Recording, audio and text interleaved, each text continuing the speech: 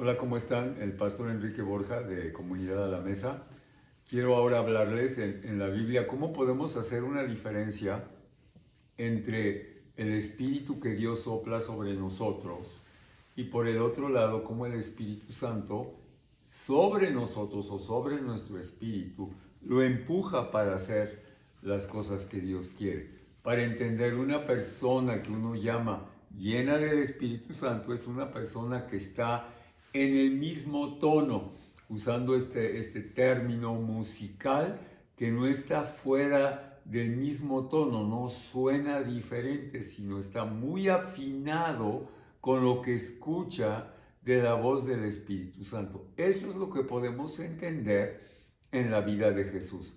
Él lo que oía, lo que escuchaba, su espíritu era empujado y en esa dirección él era llevado. Estaba en el mismo tono, estaba sincronizado, no estaba ni adelante ni atrás, sino estaban en un mismo ritmo, en un mismo tiempo, ejecutando la voz que le hablaba en acciones que venían del cielo.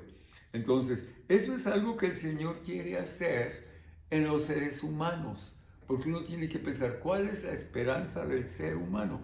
La esperanza del ser humano es ser un ser humano que su espíritu, su forma de pensar está dominada por completo por el Espíritu de Dios, ha sido llevada en una transformación y por lo tanto expresa a través de sus acciones, su mente cambia y sus acciones cambian y entonces exhibe el fruto de la obra del Espíritu de Dios.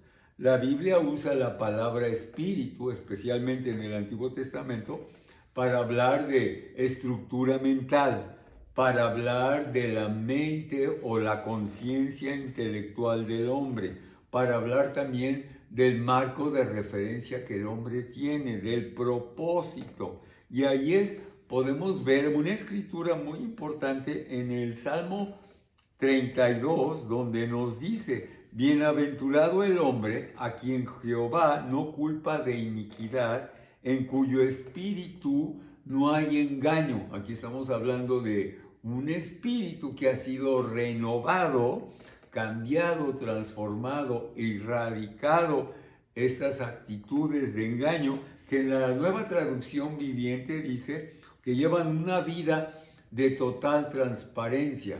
Cuando hablamos aquí de engaño, podemos decir que el engaño no es algo que uno ve, el engaño no es algo que uno puede tocar, simplemente son pensamientos, estructuras mentales que se expresan a través de nuestras acciones.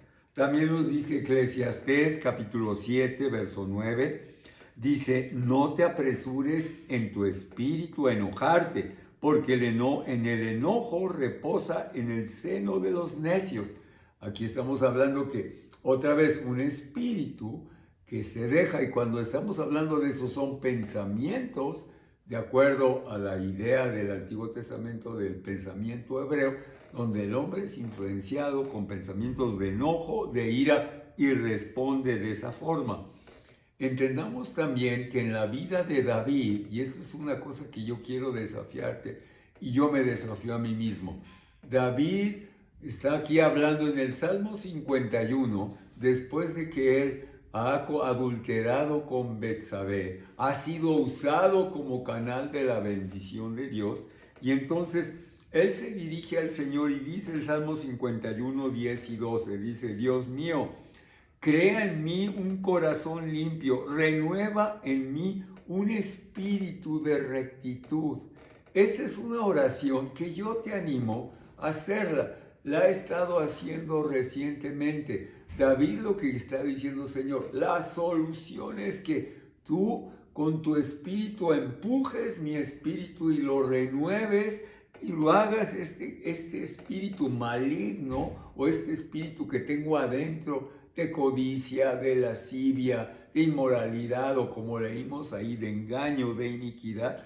Crea en mí un corazón limpio, porque un corazón limpio está hablando de la voluntad, de los pensamientos, pero en este caso de un espíritu recto, un espíritu que busca simplemente la voluntad de Dios. Hay que reconocer nuestro estado y pedir ayuda a Dios. Aquí David se da cuenta de su necesidad y luego dice, no me despidas de tu presencia y no quites de mí tu Santo Espíritu.